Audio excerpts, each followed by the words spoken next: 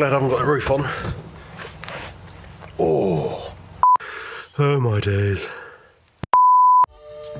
What's up guys, welcome back to another MX5 Project video. If you don't know what's happened here, flick back through some of my other videos, that will explain all.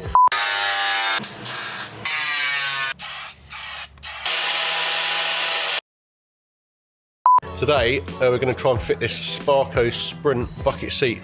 My mate sold it to me for cheap because it's a bit tired and a bit worn, but apparently if I swap the rails from the original seat, nearly all the holes line up. I've got to drill one extra hole in the runners and apparently it'll fit, allegedly. If it does fit, that'll be a bonus. The leather seats are heated, which is really annoying, so if it does work, I'm actually going to strip both seats apart and fit the heating pads from the original seat into the bucket seat. Apparently it's easy, let's give it a go. So just a couple of, excuse the state in here because I do actually use it, a couple of 14s or 4 14mm bolts to get this seat out, and a plug underneath for, 2 plugs actually, I think, for the seat belt switch and the heated seats. And then we're going to fit the rails onto this, allegedly. Excuse this in here, I left it at the lounge so the cat's been sleeping in it, but why not? Pretty cool cat bed if you ask me. Right, let's see if we can get this out.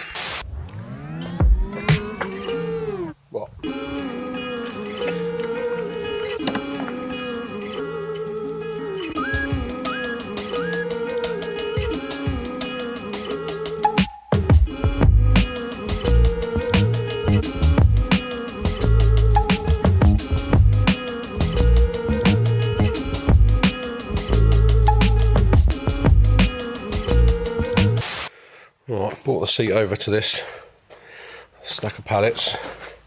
Got to get these 12mm out, there and there, and then slide the rails back. Do the same at the bottom, and then see if they'll fit my bucket seat.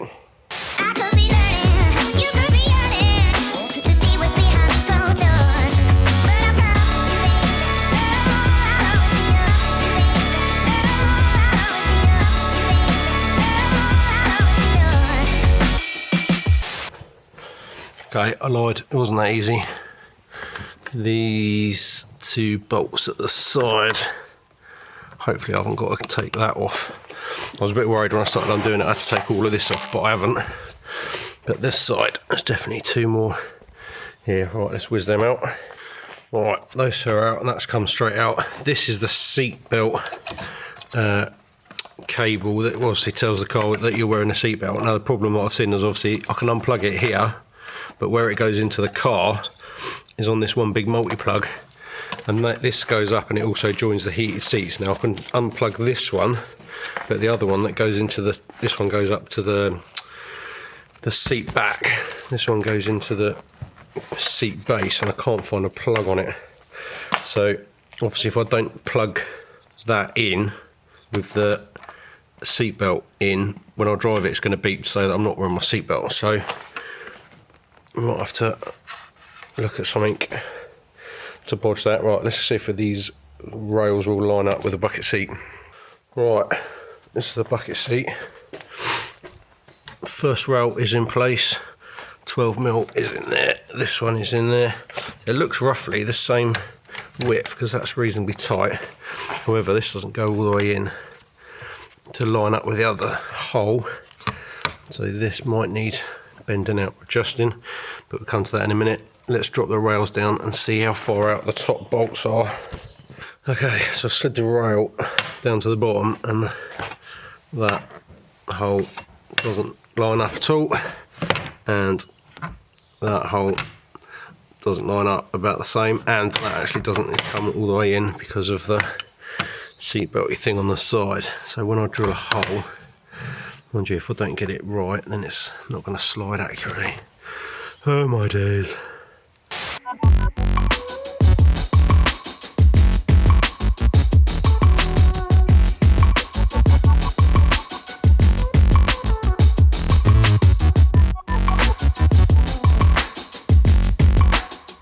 Okay, we're in. So I've drilled those holes out. They're literally about half inch. Well, you can see they're not that far away from the original holes, so literally about half inch, 3/4 of an inch up from the original ones. let's get that down a little bit. You can see, there you go, see where it is. So yeah, literally drilled them out, tightened them up, all nice and tight. Got my cable attached. Obviously that, when you push that lever down, that pulls on that one. Obviously that's linked to that one, and then that should fit in the car.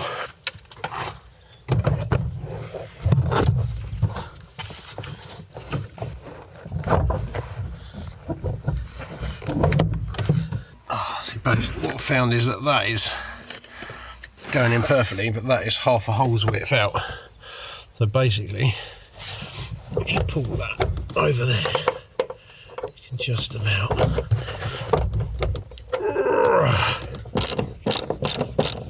my days. Right, that was a right faff to get them in. Basically, where the bolts go in, there's like a little thing that sticks out underneath, which kind of locates it. But there's if that side goes in, this side is about half a bolt width out. So by taking these off, you give you a little bit of movement in the pins, and then basically if you start bolting that side in, then basically pull the kind of really like hang on the seat, because there's a little bit of movement in the seat, a little bit of flex in the seat. If you pull the seat, you can actually get this one to line up, and then the back ones randomly line straight up. So I don't know what's going on there. It's obviously just the shape of the seat. Obviously it's on the original runners. Obviously this seat is not supposed to be a direct replacement for a Mazda MX5 seat, but the back of it is obviously the same width, but the front of it is a tiny bit wider. So yeah, if you do that, if you literally just yank that out, then it'll fit. Right, now they're in, let's jump in. Oh, I'm glad I haven't got the roof on. Oh, I'll be honest, that's actually really comfy. A bit snug on the legs, but overall, I feel like I need to go back a tiny little bit.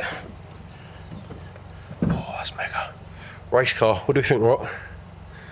Oh, it feels like a race car. I don't feel like I'm sat any lower, and there's also not a lot. The standard with bucket seats, I don't know why everyone makes bucket seats like rounded in the back, like the bottom of your back dips in like towards your tummy, but everyone has the back of the seat going outwards, so you just kind of feel like a bit. Let's go for a quick drive and see how we go.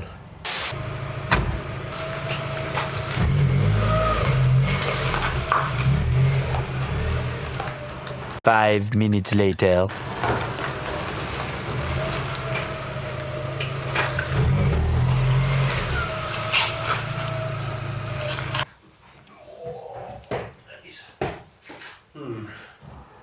Okay, so I've just been out for a drive. I think the cons outweigh the benefits. To get in and out is a bit of a pig. When you're actually sat in there, there's not enough lumbar support here. There's a tiny bit at the bottom there, but that's kind of not enough. That actually needs to be a bit higher.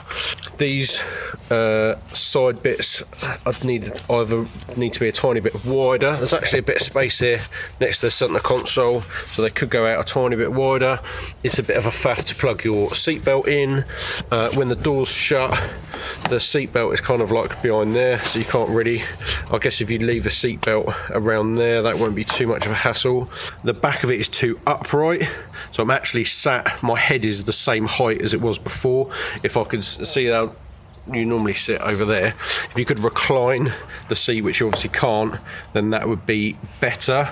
Obviously I could put some spaces, I could take it apart, put some spaces in the rails to kind of tilt it back a little bit, but actually this like padding here is almost like the seat itself is almost a little bit too low for the padding, so the padding kind of digs in the back of your legs a little bit when you're pushing the clutch down and stuff. The other thing that I thought was going to be a problem is the plug that goes into the loom on the other seat, which then goes into the plug for the car, which is under here somewhere.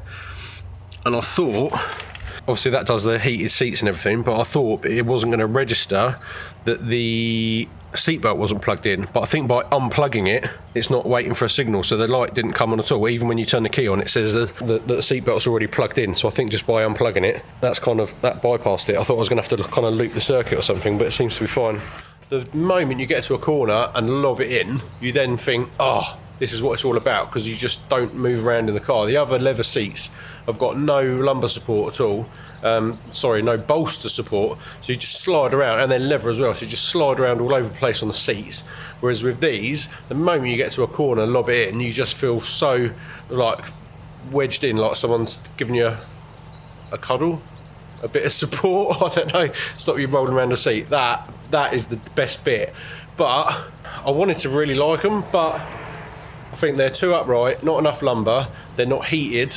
Obviously, the original idea was to take all the seats apart and transfer all the heating elements out of the other one into this one.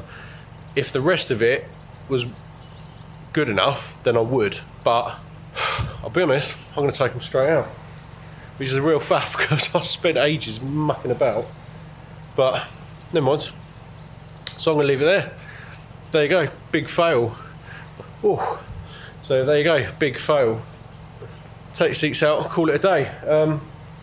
Sorry about that, but I'm going back to the leather heated seats. Will I sort something out another time? Maybe, I don't know.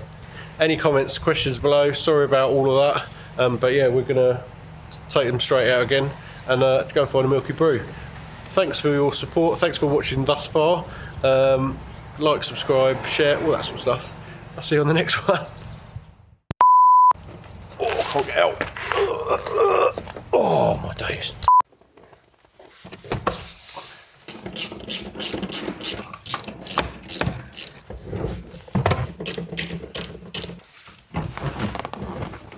Ah, yes.